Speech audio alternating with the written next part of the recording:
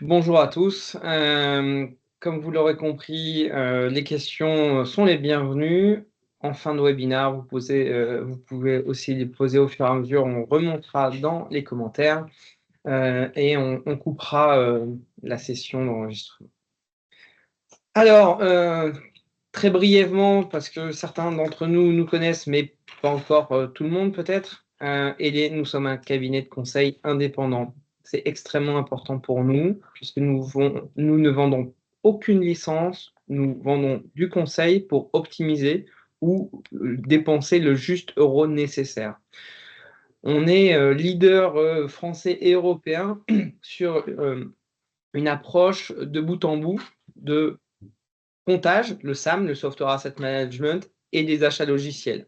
Donc aujourd'hui, nos clients et le marché, globalement, on ne fait plus du SAM pour être compliant, puisque ça, c'est déjà dans la pratique depuis quelques années, mais on fait du SAM pour préparer des renégociations, et c'est une vraie évolution depuis 7 ans que j'ai rejoint Elé. On intervient auprès de tout type de comptes, mais surtout des grands donneurs d'ordre. On pense tout de suite au profil CAC 40 et SBF 120, mais aussi de petites structures qui sont en difficulté pour une renégociation Salesforce ou juste mettre un peu d'ordre dans la dépense logicielle. On a connu une croissance en 2024. On fait 12,6 millions de chiffre d'affaires avec notre filiale IJO qui vise à maîtriser les enjeux du carbone pour les DSI. On est une centaine de collaborateurs. On est présent à Paris, à La Défense. Vous pouvez venir nous voir pour les Parisiens, ou bien à Toulouse. Clément est patron de l'agence de Toulouse et ses équipes vous accueilleront aussi sur l'agence de Toulouse. Louis et Alexander en Suisse. Et puis pour ceux qui iraient à Athènes en Grèce, nous sommes aussi présents en Grèce avec Nicolas et toutes les équipes, notamment sur des enjeux de comptage, d'opérations sur du SAP, de l'Oracle, etc. L'offre de service, elle tient en une slide. Ce que j'ai dit, c'est on ne fait plus du SAM pour être compliant, mais on fait du SAM pour préparer une renégociation. Donc, on est organisé par pôle d'expertise. Prenons l'exemple de Sébastien ici présent, SAP, IBM. On connaît toutes les règles, on connaît les véhicules contractuels, et puis ensuite, moi, avec mes équipes, on va aller organiser la négociation, puisqu'on négocie un peu différemment avec un éditeur que d'autres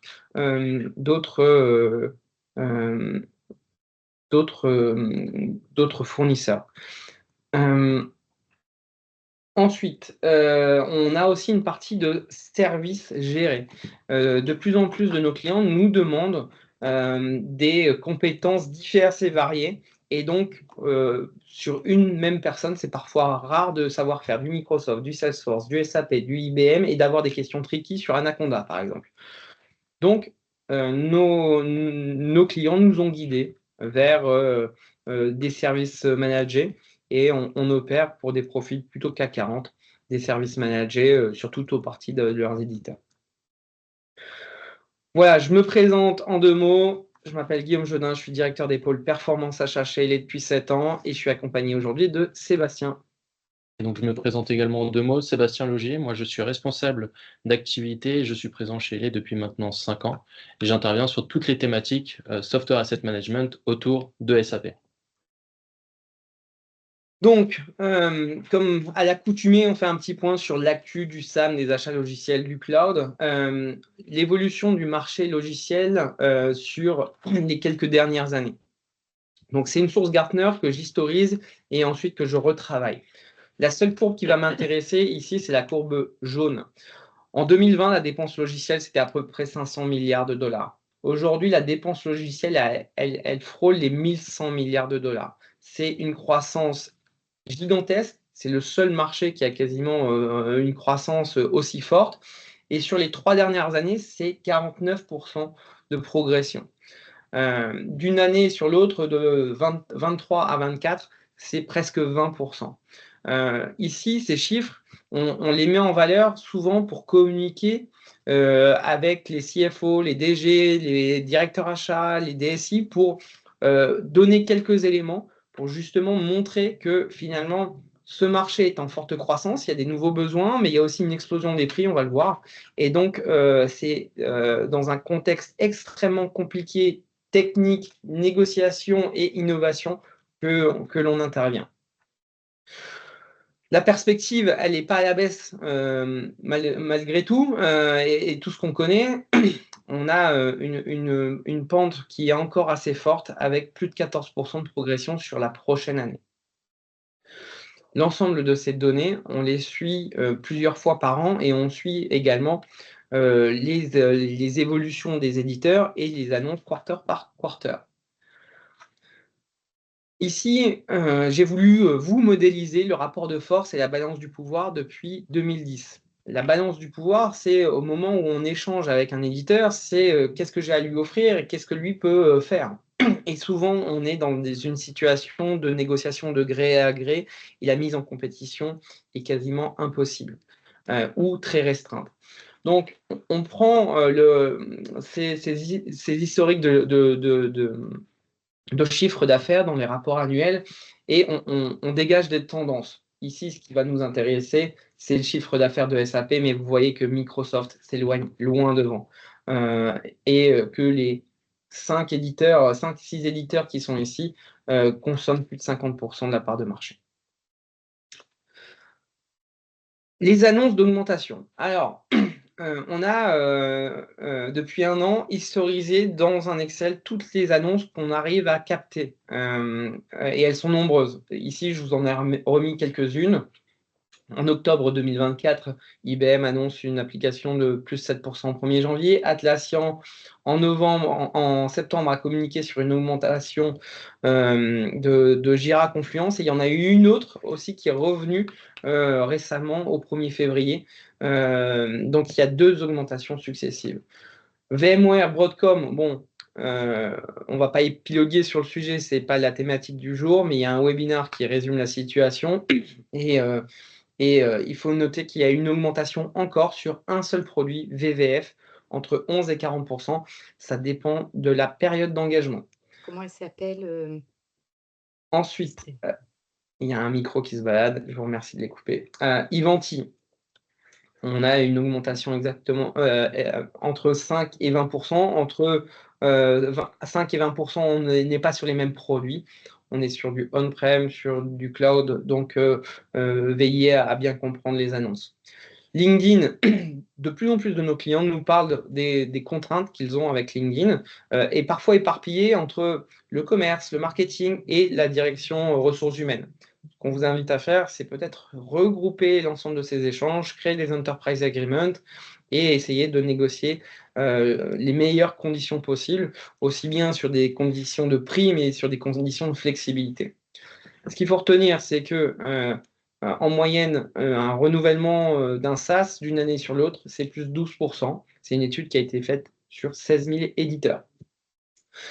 Et je n'ai pas mentionné Microsoft, mais Microsoft, on pourrait faire une slide ou voir un webinar. On l'a déjà fait le 14 janvier dernier.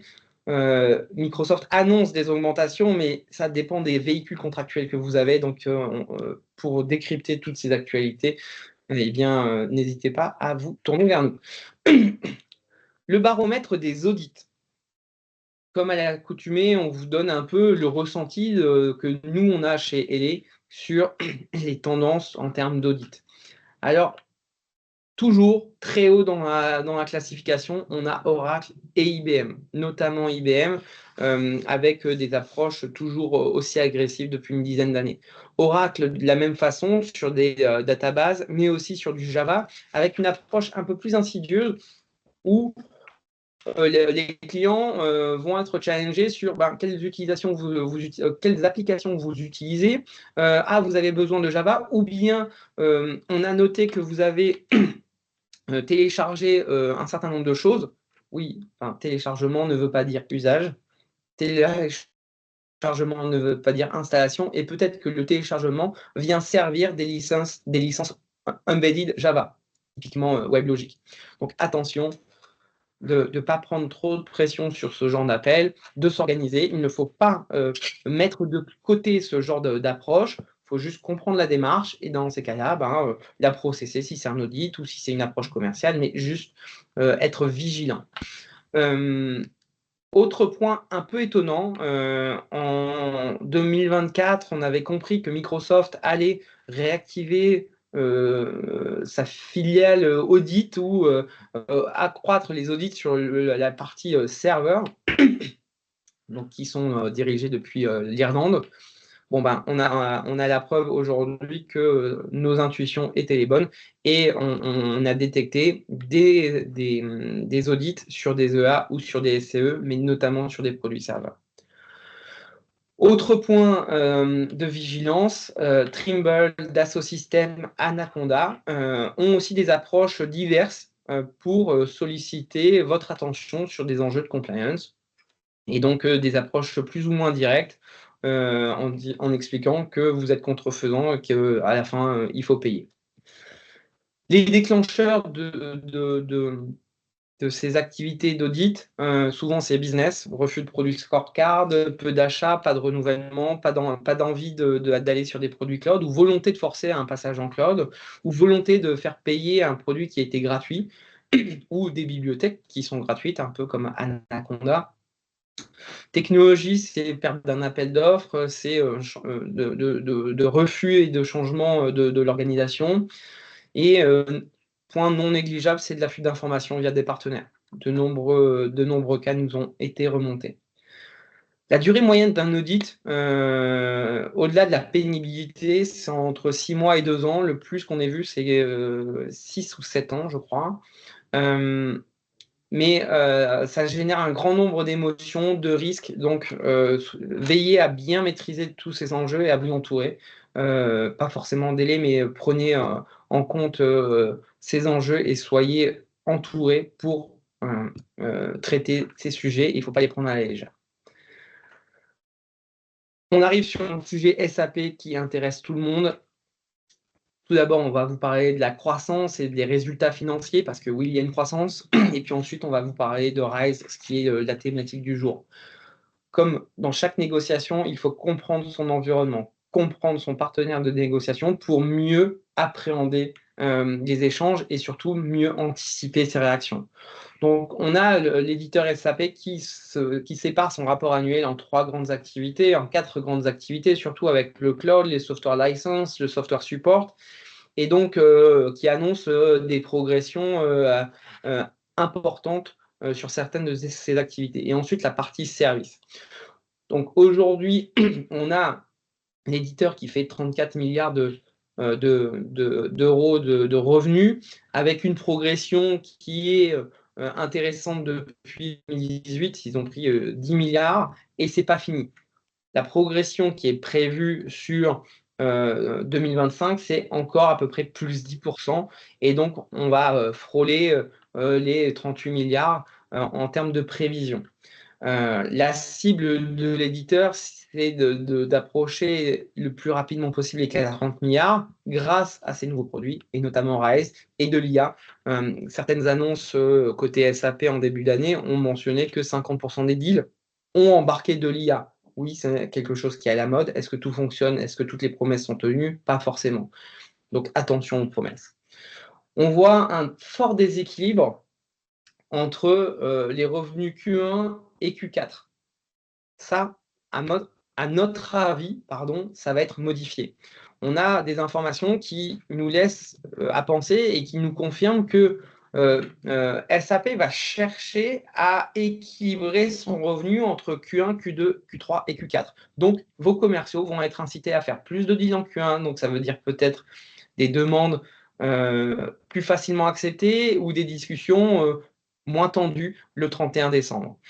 L'enjeu, effectivement, c'est d'éviter le goulot d'étranglement de décembre, et il y a eu des forts enjeux et des forts impacts sociaux en 2024. Donc, le patron de SAP France a pris à bras-le-corps ces sujets, et SAP au global, mais a pris à bras-le-corps pour notre marché en France ce sujet, et donc va chercher à lisser la charge et éviter que les équipes juridiques, sales, mais surtout juridiques, soient surchargées au moment des fêtes et au moment du closing de l'éditeur, puisque vous avez compris que le closing de l'éditeur, c'était en décembre de chaque année. D'autres points à mentionner, c'est que 2025 devrait être une année de stabilisation. Alors, d'un côté chez les clients, mais aussi chez l'éditeur. Je m'explique. En 2024, il y a eu de nombreuses annonces de licenciements, de restructuration, de personnes du COMEX. Il y a 5 ou 6 personnes du board qui sont parties pour des raisons diverses et variées. On n'est pas là pour épiloguer, mais il y a un énorme turnover. Ça peut engendrer des craintes. Et donc, aujourd'hui, ce qu'a fait le patron de SAP, c'est qu'il a fait un nouveau board élargi qu'il a annoncé, qui diffuse avec un rôle consultatif. Donc, nous, notre but, c'est de comprendre qu'est-ce qui s'est passé, mais aussi quelles sont ces nouvelles personnes, et puis peut-être comment je peux m'en servir au moment de l'escalade de la négociation, mais on y reviendra plus tard. Donc, des changements à tout niveau de l'entreprise, avec des impacts aussi sur les emplois, pas des top managers, mais des personnes, des cadres et des développeurs. Et donc, en décembre 2024, il y a des informations qui ont indiqué que 14% des effectifs de l'Allemagne allaient être sortis au bénéfice d'emplois. Ici, on le voit en Inde, notamment. Donc, il y a un balancier qui est en train de s'effectuer sur le centre de décision. Les développements sont en train de se renforcer dans des pays à bas coût. Et donc, il y a une transformation qui s'opère côté SAP. Ça peut entraîner des turbulences parfois sur du service, sur du support ou autre. Je ne les excuse pas, c'est juste qu'on comprend pour peut-être mieux les anticiper. Ensuite, c'est améliorer les relations clients. Alors, j'ai repris diverses sources du monde informatique, de CIO Online, diverses points d'actualité de l'informatique, où les clients de SAP ont été vraiment perturbés par la technologie. Normalement, la technologie doit servir le business. Bon, bah là, ça l'a impacté, notamment chez Spar, qui a dû faire un gros exercice et prendre à bras le corps le sujet pour remettre le projet SAP qui est en train de dériver sur les bons chemins et surtout ne plus impacter le business. Titre d'information, le SPAR évoque à plus de 40 reprises le mot SAP dans son rapport annuel. C'est pas anodin, c'est un vrai pain point. D'autres ont subi ces mêmes problèmes. Lamb Weston, c'est un géant de la pomme de terre aux États-Unis. Asda, c'est un retailer au UK. Et puis Jiffy, plus près de chez nous, qui est en très mauvaise posture, apparemment sur un sujet SAP. Voilà un peu pour l'actualité. Sébastien, Rise, qu'est-ce que c'est? Yes. Merci Guillaume pour cette introduction. Donc Rise, la question de ce webinaire, qu'est-ce que Rise finalement?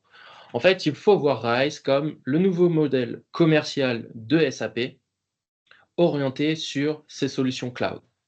Qu'est-ce qu'il y a derrière Rise finalement? C'est un ensemble, c'est un bundle de services qui est centralisé autour d'une solution, SAP S/4HANA Cloud, l'ERP de SAP dans le cloud.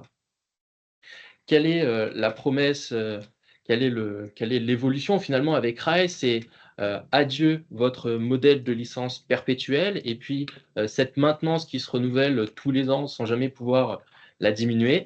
Et puis bonjour le nouveau modèle de souscription de SAP.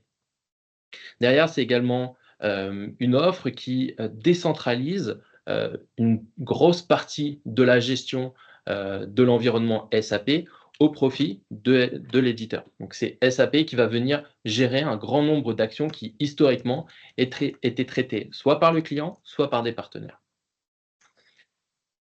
Donc, si l'on enchaîne, aujourd'hui, nous, on propose une méthode avec une certaine rigueur qui va vous permettre de ne pas subir ces évolutions de l'éditeur.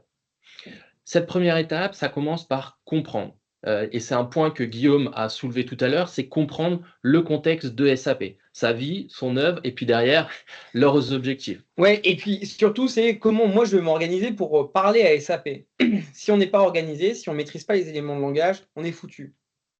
C'est une bonne pratique qu'il faut retenir, c'est la maîtrise des éléments de langage assure une bonne négociation. Depuis 7 ans qu'on dirige des négociations via mon équipe, à chaque fois qu'il y a eu d'excellents résultats, c'est que les éléments de langage étaient fluides, limpides et qu'il n'y a pas eu de débordement. Si le top management n'est pas préparé, si le management n'est pas préparé, si aussi toutes les équipes qui peuvent interagir avec SAPI sur notre cas ne sont pas préparées et cadrées, à un moment, la fuite d'informations va vous desservir dans la négociation. Et tout ça, ça passe du coup par la préparation ici de la core team. L'équipe qui va gérer finalement toute cette relation, les éléments partagés avec SAP. Une fois qu'on a compris cette partie-là, c'est comment est-ce que on définit le besoin, et ça passe par une étape d'inventaire. Alors, l'inventaire n'est pas juste technique, comprendre du 1 pour 1, quelle est ma licence utilisée, mes licences utilisées versus mes acquisitions, mais c'est également comprendre quel est mon cadre contractuel actuel et les bénéfices ou les avantages que j'ai obtenus historiquement et que je souhaiterais voir apparaître, conserver tout simplement dans ce nouveau modèle RISE. Soyez sûr que le nouveau contrat qui vous est proposé, pour n'importe quel éditeur, il est moins bon que l'ancien. Ça, c'est, je suis prêt à parier à chaque fois, c'est gagné. C'est que les nouveaux véhicules contractuels qui vous sont proposés, et encore plus chez SAP, avec RISE, viennent dégrader vos positions et les bénéfices de vos précédentes négociations. Donc la première étape, oui, c'est compter qu'est-ce que j'utilise, etc. Ça, c'est technique. Donc là, Sébastien. Mais ensuite, c'est contractuel.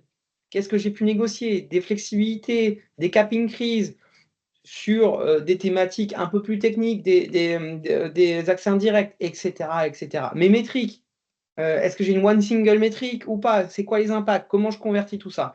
Et puis, maîtriser son contrat, c'est demain peut-être dégager des leviers de négociation et de valoriser tous ces bénéfices dans ma négociation. Si je n'ai pas compris au moment de l'inventaire, je loupe une partie de ma négociation. Tout à fait. Le deuxième point, c'est consolider.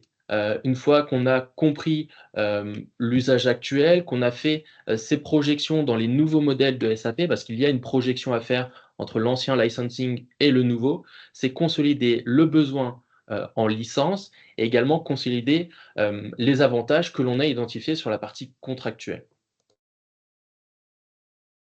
Bon, ensuite, là, c'est la core team qui organise et qui fait monter un peu la pression et la sauce avec les équipes légales. Donc, c'est négocier et contractualiser, être vigilant sur toutes ces phases, notamment dans la traduction des contrats, et d'être vigilant jusqu'au bout, et si besoin, jusqu'au 31/12. On l'a encore vu cette année. Une fois qu'on a négocié, c'est pas fini. Il faut le gérer. Il faut le gérer. Donc, là où en fait les directions achats sont très présentes, négocier, OK, préparer, OK.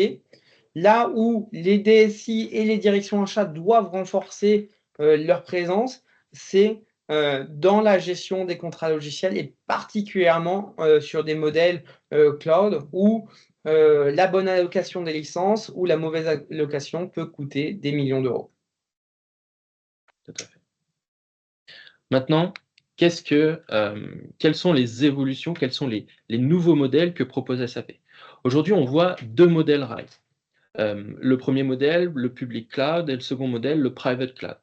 Sur ces 2 modèles, on observe 3 différences majeures. La première, c'est l'hébergement. Dans le premier modèle, l'hébergement est géré par SAP et porté par SAP. Et vous aurez à choisir à la limite l'hyperscaler derrière qui sera sélectionné. Mais c'est vraiment SAP qui va maîtriser de bout en bout le sujet. Le second modèle, le Private Cloud Edition, vous allez sélectionner l'hyperscaler et derrière, vous allez pouvoir activer des leviers, notamment d'un point de vue crédit auprès des hyperscalers pour avoir des incentives sur les différentes solutions. C'est ce qu'ils appellent les funding. Yes. Le deuxième point, c'est sur les mises à jour. Le modèle public cloud est un modèle où finalement SAP prévoit deux mises à jour annuelles et vous êtes captif de ces mises à jour automatiques de l'éditeur. De l'autre côté, sur le private cloud, c'est vous qui planifiez quand est-ce que vous souhaitez monter de version et faire tout ce cycle de mise à jour. Et finalement, d'un point de vue configuration, il faut vraiment voir l'offre public cloud comme une offre SaaS. Ça tend vraiment vers le SaaS et donc vous avez un modèle qui est standardisé et sur lequel la partie core de SAP ne pourra pas être modifiée. Et c'est ce point-là qui posait problème à de nombreuses structures, c'est que le corps standard de SAP ne correspond pas à leurs besoins. Et donc, SAP a mis en place le private cloud. Et ce private cloud permet cette personnalisation finalement. Ouais, merci Sébastien. Donc, comment j'y souscris concrètement? Comment on y souscrit? On a 3 modèles. L'offre RISE, tout d'abord, ça va passer par une souscription. Et vous allez signer un order form. Donc là, ça va couvrir tous les cloud services. En complément, SAP propose l'offre RISE avec la BTP, la SAP Business Transformation Platform. Pour cette partie-là BTP, vous allez signer un contrat complémentaire, l'acquisition de licences complémentaires qui sont liées à un contrat qu'on appelle Cloud Platform Enterprise Agreement. Donc là encore, c'est de la souscription rattachée à un modèle de consommation sur des crédits. Et puis ensuite, vous avez un troisième modèle qui est la consommation, où là, finalement, ça va être du pay-as-you-go. Vous utilisez, vous payez. Mais du coup, dans ce modèle de pay-as-you-go, aucune remise négociable. C'est là le point faible de cette. Mais j'ai de la flexibilité. On a de la flexibilité. Et on est d'accord qu'il n'y a plus aucun modèle perpétuel. Plus aucun modèle perpétuel. Là, c'est vraiment votre modèle perpétuel historique, vous le terminez au profit de la migration dans le modèle de souscription SAP. C'est intéressant ce que tu dis, terminer. Est-ce qu'ils peuvent nous obliger à terminer les licences? Et là, je viens de dire terminer jeune licence. Logiquement, non. Logiquement, non. Ils ne peuvent pas nous obliger à terminer les licences. Par contre, si vous terminez vos licences, ils vous proposeront des crédits dans l'offre RISE pour investir dans RISE et vous allez pouvoir stopper la maintenance. Donc, retenez un point là sur SAP, c'est que si on vous dit terminer les licences ou termination later for your license, c'est un point extrêmement important. S'il n'y a pas une valorisation en face pour cette terminaison, ne signez pas. Si il n'y a pas de point où, si on vous oblige, vous n'êtes pas obligé de terminer vos licences. Ça marche aussi pour les licences Oracle, VMware ou autres. Et notamment, sur les 2 points là que je viens de dire, Oracle, VMware, c'est des thématiques qui sont aujourd'hui critiques pour nos clients. Yes. On est sorti un peu du sujet, pardon, RISE. RISE. Aujourd'hui, sur RISE, il y a quand même une évolution majeure sur la partie licence utilisateur. Historiquement, dans le modèle Business Suite, c'était donc de la licence perpétuelle, on l'a dit précédemment, et on bascule sous un modèle full souscription de RISE. Historiquement, c'était environ 15 typologies de licences qui pouvaient être acquises auprès de SAP, sans parler des licences spécifiques que vous négociez. Là où, dans le modèle RISE, il n'y a plus qu'une seule licence. Quelle différence pour vous? Eh bien, dans votre contrat, là où vous aviez 14 lignes différentes pour des licences utilisateurs, eh bien, dans RISE, vous n'aurez qu'une seule ligne qui sera RISE with SAP Private Cloud Edition. La métrique, historiquement, on était sur un modèle d'utilisateur nommé. Dans RISE, c'est un tout nouveau modèle, c'est du FUE, du Full Usage Equivalent. Donc, si tu passes sur la slide suivante, qu'est-ce que le FUE finalement? C'est une méthode de comptage qui permet d'expliciter que demain, si vous avez un utilisateur sur un système, vous lui donnez un rôle, un profil, donc développeur, advanced, core ou self-service, et en fonction du type d'usage, un core factor va s'appliquer. Donc pour un utilisateur en advanced use, ce sera un FUE, et si vous avez par exemple 30 utilisateurs en self-service use, eh bien ce sera également un FUE, parce qu'on a un rapport de 1 FUE pour 30 utilisateurs. Donc là, le jeu, c'est de bien... le On est jeu. bloqué sur les slides. Les slides n'évoluent pas, pardon. Enfin, en tout cas, de mon côté, je suis bloqué sur les résultats financiers. Excusez-moi de vous interrompre. Alors, Non, on les voit, nous. ok, bon, c'est Pardon. peut-être un problème de Teams, je m'excuse. Donc, ce qu'il faut bien comprendre, c'est que l'offre de l'éditeur évolue. Donc, il y a des règles et des jeux à bien comprendre pour justement optimiser. Après, il y aura de la configuration pour moins consommer, etc. Mais si je n'ai pas bien compris l'offre, je ne peux pas les négocier en fait. Donc, dans la phase de compréhension, il y a aussi cette thématique du contrat, des licences, de l'offre, des incentives aussi. Qu'est-ce que veut me vendre l'éditeur en face? Et on a compris que l'IA, c'était un élément de langage hyper fort. Dans la vidéo du patron de SAP qui est sortie là en début d'année, il en parle énormément. Yes. Alors du coup, les accès indirects, c'est Ouais. un sujet ou pas? Ouais, c'est un gros sujet. Comme on l'a vu dans S4, vous êtes obligé de basculer sur la métrique des digital access pour couvrir toutes les problématiques d'accès indirect dans RISE. Donc, historiquement, dans ECC, vous pouviez utiliser la métrique utilisateur où vous aviez acquis les licences Sales and Service Order ou Purchase Order. Maintenant, vous êtes obligé de basculer sur le Digital Access. Et dans ce nouveau modèle, on va donc compter un certain nombre de documents. Donc, on retrouve les définitions dans les différents software use rights et textes de licence, conditions spécifiques pour les licences sur le site internet de SAP.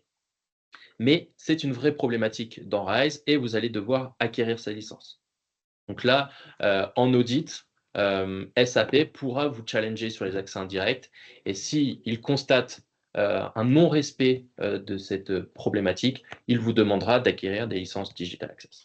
Alors, il y a plusieurs points. C'est si j'ai pas de Digital Access dans mon contrat actuellement, j'ai une one single métrique, j'en sais rien, j'ai réussi à négocier le fait qu'il y en a encore, hein, j'ai pas de Digital Access, ça n'existe pas. Est-ce que je peux aller négocier ça dans RISE? Non. On est d'accord. Donc, qu'on soit bien clair, les Digital Access dans RISE, vous êtes obligé d'y passer. Et ça a un impact non négligeable hein, en termes de coûts et aussi de remise. Donc, bon, quelque chose qu'on ne payait pas, demain on le paye, c'est tout de suite un impact, on comprend, mais aussi en termes de remise, la première remise sera extrêmement élevée et bizarrement, les achats au fil de l'eau ou les achats futurs seront plus du tout aussi incitatifs en termes de pourcentage. Et le point qu'il faut voir sur cette partie Digital Access, c'est que fonctionnellement, SAP ne met pas d'équipe pour développer la solution.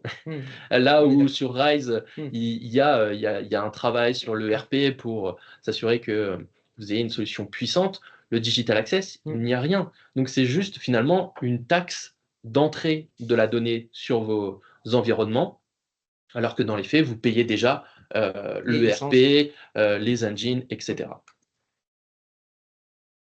L'alias contractuel. Yes. Alors, on reçoit un A4 avec plein de liens. Oui, de très nombreux liens, entre 10 et 15 liens. Le premier lien qui va, le premier document qui va gouverner toute cette liasse, c'est le bon de commande. C'est le tout premier bon de commande que vous allez signer. C'est lui qui va reprendre la montée en puissance, le ramp-up des licences, le coût année après année, mais également toutes les clauses spécifiques que vous allez négocier. Ensuite, on va retrouver les descriptions des services cloud. Donc, c'est là où vous aurez toutes les définitions des métriques pour les produits spécifiques. Ensuite, la partie contrat des traitements des données, donc toutes les notions autour de la RGPD. Et puis enfin, les conditions générales des services cloud. Donc, gros point d'attention, beaucoup de documents à analyser, ça prend du temps. Et en général, SAP débarque un mois avant la signature avec l'alias contractuel et vous dit bah, maintenant, c'est notre lias. Bonne chance. Bonne chance. Donc, un élément aussi, c'est d'anticiper tous ces enjeux de contractualisation. De plus en plus, enfin, dans fait, l'année dernière, elles sont nombreuses. On a quand même vu beaucoup plus d'équipes juridiques et beaucoup plus d'avocats externes. Oui. Et dans toutes les négociations là, à Rise qu'on voit, on arrive et il y a souvent une équipe d'avocats qui est staffée en même temps que nous pour justement aider les équipes juridiques qui sont aussi parfois dépassées sur ces enjeux. Oui. Évolution majeure, quelques exemples. Évolution majeure, la clause d'audit. Donc, on fait ici un petit comparatif entre le contrat on-prem et le contrat service cloud. Tout d'abord, la fréquence. Les deux contrats en standard précisent que c'est un minimum d'une fois par an. Bon, ça veut dire qu'ils peuvent débarquer tous les mois, potentiellement, et challenger vos usages. Ça, c'est vraiment un point qu'il faut cadrer et s'assurer que ce n'est pas un minimum, mais que c'est bien un maximum d'une fois par an, parce que derrière, ça a un impact sur la DSI. Sur l'organisation, sur l'organisation. Charge de travail additionnelle. Le modèle de réalisation, SAP précise qu'ils peuvent le faire sur site ou à distance.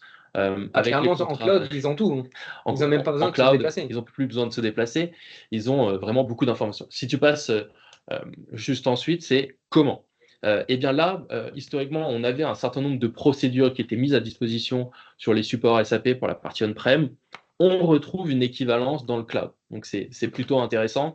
On a quand même, à contrario d'autres éditeurs, une documentation qui va vous aider à mettre en place la gouvernance SAM autour de ces produits. Ensuite, c'est le qui. Historiquement, le qui, c'était le client qui générait les données et qui partageait l'information avec SAP. Donc, j'organisais mes USMM, les SLO, etc. C'est je ça. savais ce que j'envoyais. On savait ce que l'on envoyait et on a un droit de regard finalement sur cette donnée. On avait un droit de regard, mais on savait se revoir. On savait ce qu'on partageait Voilà. quand on était on-prem. Okay. Voilà. Dans Rise, notion n'est plus si claire. Et ça, c'est notamment lié au fait que SAP a un compte administrateur à disposition. Donc, demain, le qui va réaliser les mesures entre SAP ou le client n'est pas clairement défini. Et donc, ça, c'est un point majeur à aborder dans cette phase de contractualisation. Encadrer toute cette notion d'audit demain. Et puis, la régularisation, ce que précise SAP, c'est que c'est une régularisation au prix public, applicable à date, en sachant que tous les ans, on a une petite augmentation sur les solutions cloud qui n'est pas forcément présente sur les solutions on-prem. Là encore, c'est un point à cadrer contractuellement. Donc, l'objectif, c'est de comprendre tous ces enjeux, de les anticiper pour ne pas subir. Donc, comme souvent, on vous propose un petit compte à rebours. C'est avant l'échéance que vous aurez choisi pour passer sur Rise, vous n'êtes pas tenu de forcément par des dates de renouvellement, mais c'est de vérifier à la bonne rédaction des documents et de l'anticiper. On l'a indiqué, les documents tiennent sur 1 à 4. C'est plus de 15 liens avec des ordres de prévalence qui sont un peu complexes à appréhender et surtout, il y a de nombreux points à discuter et le contrat n'est pas bon du premier coup. Ouais, et l'alias à la fin, c'est quand même, une fois qu'on concatène les liens qui sont vraiment importants et qu'on les merge dans un seul contrat, c'est environ 200 pages. Okay. C'est énorme. Donc, embarquez vos équipes juridiques, faites-vous accompagner d'avocats. Ensuite, c'est bien comprendre et valider le business case et vérifier que la négociation que j'ai tenue, elle tient bien compte de tous les éléments que j'ai choisis. Donc, la validation du budget, la validation du business case qu'on aura travaillé avant entre la négo et le contrat. Encore avant, on aura compris ce que j'aurais choisi entre le produit Rise en cloud public ou en cloud privé. J'aurais validé produit, édition, et puis j'aurais compris que l'évolution des versions n'était pas la même dans les deux cas. Et encore en amont, j'aurais peut-être, essayé de crédibiliser une approche en se disant, quel est le champ des possibles? Je peux rester sur ECC6. Alors oui, il y a des fins de maintenance qui sont annoncées, repoussées, etc. Ce n'est pas extrêmement limpide pour tout le monde, mais il y a des choses qui vont arriver en fin de maintenance à horizon 2030, ok. Mais est-ce que je peux utiliser mon ECC6 sans la maintenance de SAP? Oui, avec Rimini Street notamment. Alors, on n'est pas marié avec Rimini Street, il y en a d'autres. Pour moi, pour les plus sérieux sur cette thématique de tierce maintenance applicative, c'est Rimini Street. Vous avez Support Revolution, par exemple, qui peut vous proposer des choses. On a des retours d'expérience sur Rimini Street, ça fonctionne. L'objectif, c'est d'appréhender le champ des possibles, de travailler le scénario pour, pourquoi pas, à un moment, le valoriser dans une négociation et éviter d'être obligé de. Quand on a le choix, on est plus fort en négociation. Challenger le besoin. SAP va essayer de faire et va mettre en œuvre sa méthode STAR. La méthode STAR vise à pousser en fait un audit, c'est un gros mot peut-être, mais c'est une sorte d'audit déguisé quand même, pour évaluer les FUE, et derrière, vous enclenchez dans la démarche RISE. Très bien, mais on peut aussi challenger cette démarche STAR et expliquer, avec les bénéfices que j'aurais négociés précédemment, sur des digital access, sur des choses comme ça, définir des éléments de langage. Donc, un grand nombre de tâches à effectuer.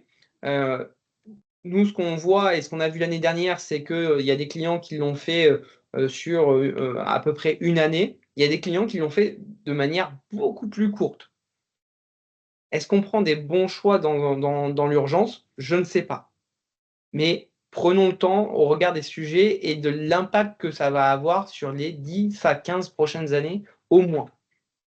Et puis derrière, prendre en compte les évolutions, le change, le ramp-up. Si j'ai un système SAP en France et à l'international, dans différents pays, comment je les fais évoluer? Est-ce que je fais évoluer d'abord en France ou au Benelux ou sur d'autres plaques, ou je commence par des petits systèmes? Bref, c'est toute une stratégie à mettre en place et aussi gérer vos intégrateurs. Donc, pour maîtriser la négociation, bah, c'est bien se préparer, c'est fondamental de connaître son patrimoine, de mettre en place une core team pour maîtriser le planning, les éléments de langage, d'avoir identifié des besoins à court, moyen et long terme, et d'essayer de négocier les prix du futur, vos futurs pricing, de manière efficace, par exemple sur les digital access ou sur des paliers de FUE. Et puis, d'étudier des alternatives vous permettent de, je ne dis pas que ça serait une mise en concurrence de SAP, mais ça peut faire douter l'éditeur. Et donc, il faut crédibiliser les alternatives pour justement être efficace en négociation. Est-ce qu'on a besoin de SAP qui est extrêmement robuste sur une toute petite filiale qui génère un tout petit chiffre d'affaires? Est-ce que je ne peux pas mettre d'autres systèmes? Oui, ça complexifie ma remontée de data, mais est-ce que économiquement, je peux m'y retrouver? Et puis, ne pas minimiser, et je suis un peu lourd sur le sujet, les TNCs, les termes et conditions et tous les avenants qu'on peut aller négocier pour justement sécuriser votre relation avec votre éditeur préféré. Donc, quel intérêt? Pourquoi se préparer? De la maîtrise. Tout d'abord, la maîtrise va vous permettre de comprendre les besoins, les évolutions contractuelles du modèle RISE. Derrière, pourquoi préparer ce calendrier? Parce que vous allez pouvoir jouer sur des notions comme la fiscale de l'éditeur au 31 décembre. Et puis, on l'a mentionné plus tôt, les commerciaux SAP sont objectivés pour rééquilibrer la répartition des contractualisations au cours d'année. Et donc maintenant, on va avoir des effets où la fiscale la fin de quarter, par exemple du Q1, va être forte. Comme chez Salesforce. Tout à fait. Et donc, les commerciaux vont essayer de pousser un maximum parce qu'ils auront un plus gros bonus derrière. Donc, l'argent est le nerf de la guerre pour eux. L'impact financier, comprendre les différents mécanismes, les évolutions, va vous permettre d'optimiser cette dépense et de présenter un budget qui ne sera pas 10 fois celui que vous avez dans l'on-premise. Alors, j'exagère un petit peu avec le 10 fois. Non, mais parce que Mais, la promesse de SAP, c'est que c'est mieux et c'est moins cher. C'est mieux et c'est moins cher. Dans les faits, on a quand même un écart à la hausse pour un certain nombre d'offres Rise. Ensuite, c'est la négociation. Quel intérêt de préparer sa négociation? C'est à la fin, on les a vus juste avant. Si c'est trop cher, ça marche pas, quoi. Ça tient Voilà. 5 minutes.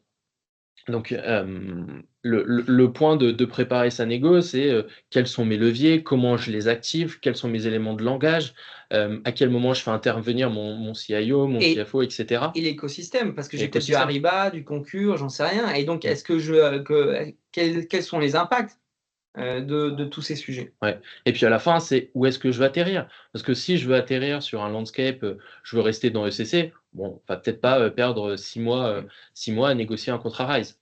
Mais c'est toute cette phase qui va être importante, qui a un impact derrière sur votre négociation et votre actualité avec SAP. Ne sous-estimez pas aussi l'escalade de l'éditeur. L'éditeur en face est préparé pour une mise en scène et monter les échelons chez vous. Donc, votre patron, le patron de votre patron, le patron de votre patron de votre patron va être certainement approché par SAP sur des approches plus ou moins directes, soit des invitations à des salons, soit des invitations à déjeuner, etc. etc. Donc, préparer ce genre de rencontre n'est pas anodin et aussi plutôt efficace pour passer les bons messages à des personnes côté SAP. OK, les points à retenir. OK. D'un point de vue contractuel, c'est tout d'abord revoir sa liasse contractuelle, s'assurer qu'on n'a pas de, s'assurer quels sont les bénéfices et les avantages que j'ai obtenus historiquement et comment est-ce que je les valorise dans ce nouveau Et modèle. comment j'essaie de les garder. Oui, c'est définir les clauses qu'on souhaite négocier. Donc, c'est finalement construire un closier des points qui sont les plus pertinents et nécessaires pour nous. Et puis derrière, c'est cadrer les points critiques de ces nouveaux contrats Rise, parce qu'il y en a beaucoup. J'ai des points sur la sécurité, sur les métriques, sur les nouveaux produits, etc. Donc, l'audit. Donc là, c'est vraiment une notion très importante à couvrir. Et puis, c'est identifier les clauses historiques qui sont à conserver. Et de l'autre côté, du point de vue usage, c'est quel sera mon besoin? C'est le cibler pour être sûr d'acheter au plus juste et ne pas se retrouver dans un modèle où j'ai acheté beaucoup trop de FUE et demain SAP vous explique que non, monsieur, vous ne pouvez pas diminuer vos FUE parce que vous avez déjà contractualisé. Et ça, on commence déjà à avoir quelques premiers retours d'expérience où les clients souhaitent diminuer leur base de souscription et SAP répond que ce n'est pas possible. Et les fait cliquer. C'est l'effet cliquer. Et il propose quand même une alternative qui est du restructuring. Alors, ce n'est pas du swap. Le swap, c'est j'échange une licence que j'ai dans mon contrat avec une autre de mon contrat. Là, le restructuring, c'est finalement j'échange une licence FUE pour une nouvelle solution que je n'ai jamais acquise. Donc ça va générer du nouveau business chez eux. Ça va générer du nouveau business parce qu'en général, ça ne va pas être du 1 pour 1. Et donc, SAP va finir par s'y retrouver. C'est cartographier les accès indirects. On l'a vu, c'est la problématique est soulevée et obligatoire d'être couverte demain dans Rise. Et puis, c'est finalement valoriser l'investissement historique. SAP vous propose de terminer ces licences, mais ça a un coût et vous n'êtes pas prêt à terminer ces licences sans avoir une contrepartie. Oui, vous pouvez revendre des licences ECC. Il y a un marché de location qui existe. C'est autorisé depuis juillet 2012. Seulement en Europe. Donc, il y a des contraintes. Une de ces contraintes, c'est seulement en Europe. Ce n'est pas un mythe. Ma to-do list. Donc, cadrage, besoin, contrat, négociation. Yes. On a un peu déjà expliqué les grands sujets. Il nous reste peu de temps. Si on doit en retenir 2. Je dirais le cadrage. Ça va être pourquoi le cadrage? Parce que ça va être l'équipe projet et c'est celle qui va communiquer à SAP. Et à la fin, c'est la négociation. L'équipe projet va devoir mener la négociation, parce que pour moi, dans l'équipe projet, il y a forcément un acheteur, quelqu'un qui va leader les échanges avec SAP. Et pour tirer un maximum de bénéfices de sa négo, il va falloir qu'il s'appuie sur la définition du besoin, le contrat, Mais les donc, il points faut qu'il soit négociés. formé quand même. On Faut qu'il négocie soit pas formé. SAP comme Non, non, de la non. tôle. Enfin, Non, non, non. chacun son. Là, sur cette partie-là, il faut vraiment s'appuyer sur des acheteurs spécialisés dans le software pour s'assurer qu'on tire un maximum de bénéfices de sa préparation et qu'on active les meilleurs leviers au meilleur moment face à SAP. Donc, petite pub, on fait des formations dédiées sur le licensing des éditeurs, notamment SAP, et les négociations avec les éditeurs. Un autre point à retenir avant de passer à la suite, la négociation, le contrat, on s'entoure, on anticipe, ça prend du temps. Oui. Donc, anticipez avec votre management les discussions et ce n'est pas un long fleuve tranquille. On vous accompagne donc sur des formations, mais pas que. On a fait quelques belles négociations l'année dernière avec un certain nombre de clients de toute taille, CAC 40 ou plus petites structures. Qu'est-ce qu'on vient faire? Bien, on vient, on l'a dit, cadrer, analyser, expliquer aussi l'offre RISE avec notre indépendance. Nous, on ne vend pas de solution, donc on va vous expliquer ce qui est bien, ce qui n'est pas bien. Il y a des choses qui sont bien, il y a des choses qui sont moins bien. Ce n'est pas tout noir. Et donc, on va mettre de la rigueur, de la méthode pour vous mettre en posture de décision. Et à la fin, c'est vous qui signez pas avec SAP. En termes d'ordre de grandeur, souvent on a une question, c'est combien ça coûte un accompagnement sur ce type de sujet? Ça dépend de l'organisation. On va dire entre 40 et 90 000 euros. Parfois c'est un peu moins, parfois c'est un peu plus, mais ça dépend ce qu'on met dans tout ça.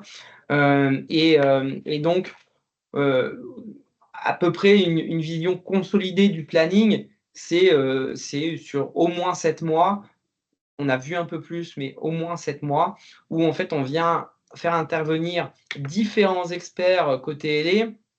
Sébastien, ses équipes, le licensing, la maîtrise de la conversion, les workshops avec les métiers, le business côté client. Parfois, on est même face à SAP pour poser des questions et même accompagner les clients en négociation. Et puis ensuite, on va basculer dans mes équipes avec des experts de la négociation sur ces thématiques RISE et SAP.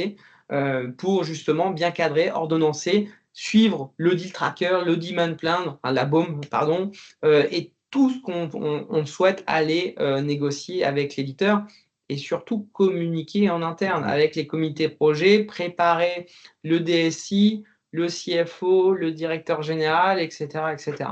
Oui. Et là, en fait, ce qu'on essaie de vous projeter également sur cette slide, c'est qu'il y a toute une phase où nous intervenons sur le cadrage, la compréhension du besoin, les offres, etc., la négociation. Par contre, vous avez également tout un tas d'étapes complémentaires à réaliser avec SAP et des partenaires. Et donc, il ne faut pas sous-estimer toute cette charge de travail complémentaire. Notamment les intégrateurs.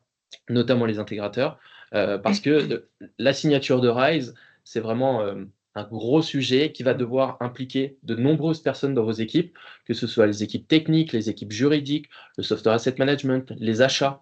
Donc, il faut coordonner tout ça. Il faut bien avoir en tête que demain, une signature RISE, ce n'est pas quelque chose qui se fait en un mois.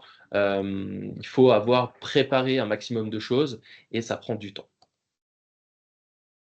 Avant de passer aux questions, donc vous avez un lien dans la conversation de la réunion partagée par Annabelle sur les quelques questions qui pourront alimenter, mais il y en a déjà en cours, les prochains événements. Donc, la semaine prochaine, on a stop à l'explosion des coûts software et cloud. On va reprendre nos expériences. Ça fait 15 ans qu'on fait des achats logiciels, des achats tout court aussi. Finalement, on a vu après le Covid des explosions de coûts, des changements de métriques, des changements de marché.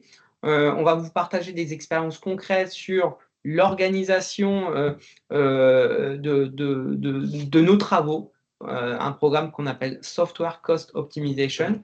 Vous êtes déjà plus de 130 inscrits.